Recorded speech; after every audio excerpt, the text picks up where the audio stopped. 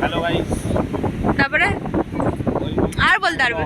হ্যাঁ, তারপরে good morning from Digha. আজ ছিল আমাদের দীঘা ট্রিপের ডে 2। সকাল সকাল মুডটা গেল খারাপ হয়ে। রেডি হয়ে গেছি মোহনা যাব বলে, নিচে নেমে দেখি অঝোরে বৃষ্টি। তো কি হয়েছে, বেরিয়ে যখন পড়েছি যাবই, সবাই মিলে চলে এলাম মোহনায়। সূর্যোদয় দেখার ইচ্ছা ছিল, বৃষ্টির কারণে আর দেখা আর পেলাম না। বৃষ্টিটা একটু থেমেছে, এখন বাজে প্রায় 5:30 মতো। দোকানে লাইট জ্বলছে দেখেই বুঝতে পারছো। ছাতা নিয়ে যাচ্ছি, এমন কপাল কি আর বলবো, সূর্যোদয় দেখবো বলে ভেবেছিলাম কালকে দেখবো। আমরা ভেবেছিলাম সূর্য ওঠা দেখবো আর মেঘে ঢেকে গেছে চারদিকে। এডিট করে দেখিয়ে দেবো। আর এডিট নিজের চোখে দেখা আর এডিট না, ভেবেছিলাম কালকে দেখবো। কালকে রুম খুঁজতে খুঁজতেই 8টা বেজে গেল। তারপর ভাবলাম আজকে দেখবো। আর যে মেঘের এরকম অবস্থা, কি করে দেখবো বলো? চলো ওখানটা ছবি তুলে নিয়ে দিয়ে যাবো। ছাতাতে করে ছবি তুলবো। এখানটা নামা যাবে ওখানটা? হ্যাঁ হ্যাঁ চল। মোহনা আসতে গেলে সকালের দিকেই আসতে হবে, কারণ সকালে ভাটা থাকে আর ফিশ মার্কেটটা সকালের দিকেই বসে। সত্যি বলতে আমার মোহনার এই সরু রাস্তাটা খুব ভালো লাগে, কারণ দুদিক থেকে জল আছড়ে পড়ে। দীঘা মোহনার এটাই হচ্ছে অন্যতম সৌন্দর্য। দেখে মনে হচ্ছে এক্ষুনি বৃষ্টি আসবে। ওয়েদারটাও বেশ ভালো, বাট সূর্যোদয় দেখার যে ইচ্ছা ছিল সেইটা এইবার আর দেখা হলো না, কারণ আজ রাতেই আমরা বাড়ি ফিরব। আমরা তিনজনে একদম শেষ পয়েন্ট অবধি গিয়েছিলাম, তারপর প্রচন্ড জোরে বৃষ্টি চলে আসে, আমরা পুরো ভিজে যাই। আর এত হাওয়া দিচ্ছে কি বলবো, ছাতা পুরো উল্টে নিচ্ছে। তবু কোনো রকমের ছাতা ধরে ধরে মারে যেখানে দাঁড়িয়ে ছিল সেখানে এসে আমরা পৌঁছই। এরকম ধরে দিলে ছাতার উপরে উঠে যাবে। ও পায়ের দিকে দেখাও, নিজেদের পায়ের দিকে দেখাও। সব ভিজে গেছে, গীতা পুরোটা ভিজে গেছে, ছাতা উল্টে সব ভিজে গেছে। ছাতাটাই উল্টে গেছিল।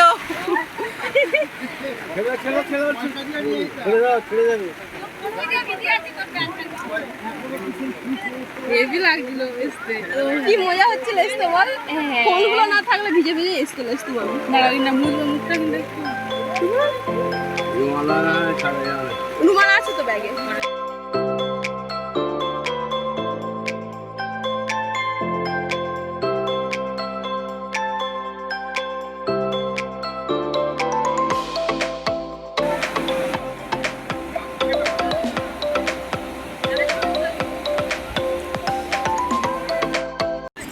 ব্লগ হচ্ছে, ব্লগ কিছু বলো।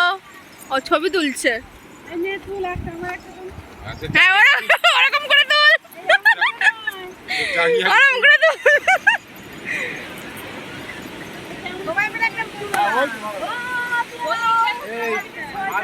হ্যাঁ দেখো সূর্য উঠছে, সূর্য। দাঁড়াও তুলে দিচ্ছি, ওইদিকে দাঁড়াও, ওইদিকে। এই যে এখানে শুরু হয়ে গেছে ব্লগ। কার কি বক্তব্য বলে দাও। হ্যাঁ বলো। সূর্যোদয় দেখতে এসে বৃষ্টিতে ভিজছে সবাই। হ্যাঁ, সানরাইজ দেখতে এসে সানসেট দেখে ফেলেছি। সানরাইজ দেখতে এসে রেন হচ্ছে, বৃষ্টি পড়ছে, বৃষ্টি। চলো সুন্দর লাগছে মনে আছে। মেয়ে তো ছোট বড় ছবিটা ছোট বড় আর চস মুহূর্ত। হ্যাঁ ঠিক আছে, মোহনা আছে সুন্দর মুহূর্ত। এটা একটা নতুন এক্সপেরিয়েন্স। একবারে শুনেছি মাসি মনে আছে বালি ঝড় হচ্ছিল।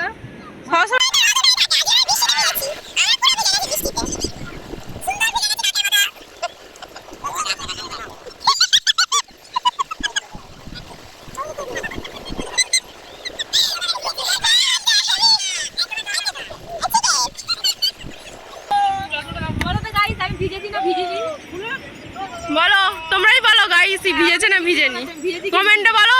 হ্যাঁ কমেন্টে বলো।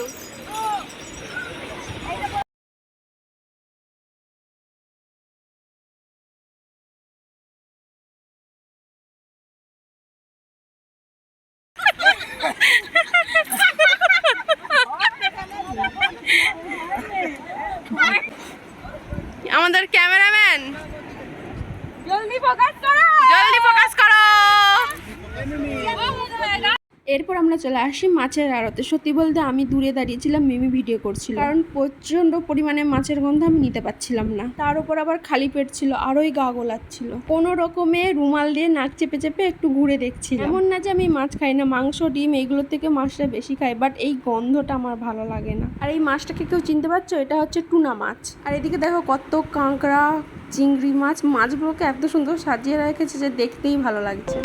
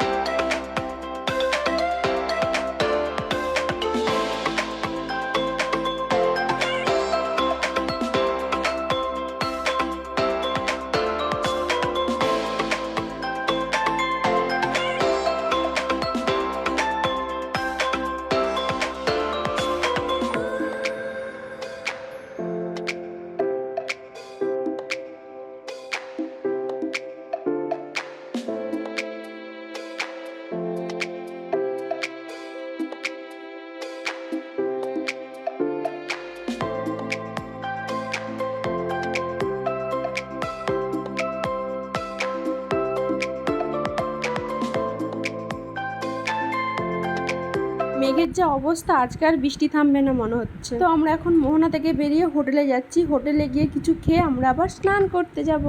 সমুদ্রে স্নান করতে গিয়ে আমরা মজাদার রিলস ভিডিও করছিলাম। তারপর আমরা বিকেলে বেরিয়ে পড়েছিলাম সবাই মিলে ওল্ড দীঘার উদ্দেশ্যে। এখানেও লোকে স্নান করতে নামে। আগেরবারে এখানে আসিনি তো, কখন এলাম সেটা তো ওখানে ঘুরছিলাম। এখানে এসেছিলাম, এখান থেকে ব্যাগগুলো কিনেছিলাম, কি জানি মনে নেই।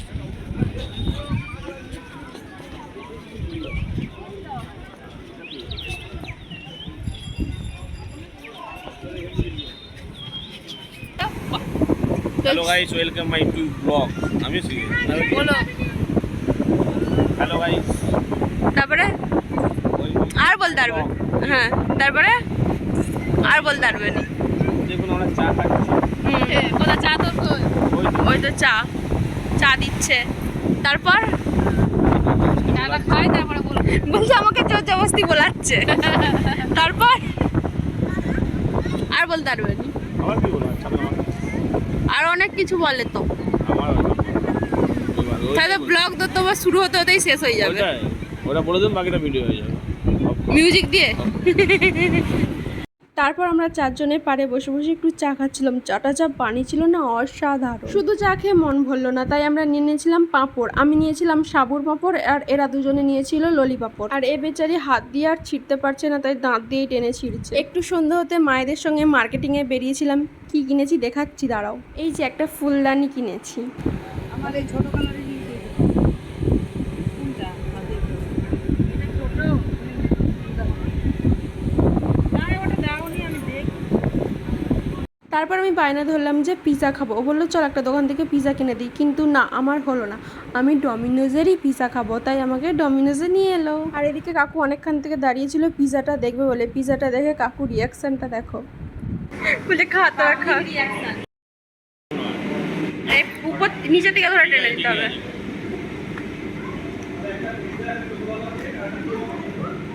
ঠিক আছে। পাটি সাপটা বলো, সে বলতে পাটি সাপটা পিঠে। ওরা দই লাগে না। তারপর 12:30 নাগাদ আমরা উঠে পড়েছিলাম বাসে। আর আমার ব্যাগটা দেখো, কোলে রাখতে অসুবিধা হচ্ছে বলে কেমন করে ঝুলি রেখেছে। এখন বাজে 6:30, আমরা রাজহাটিতে পৌঁছে গেছি। আর এখানে দেখছি প্রচণ্ড বৃষ্টি হচ্ছে। তো আমাদের দীঘার ট্রিপ এখানেই শেষ হলো। ব্লগটা কেমন লাগলো জানিও, আর বেশি বেশি লাইক করে দিও।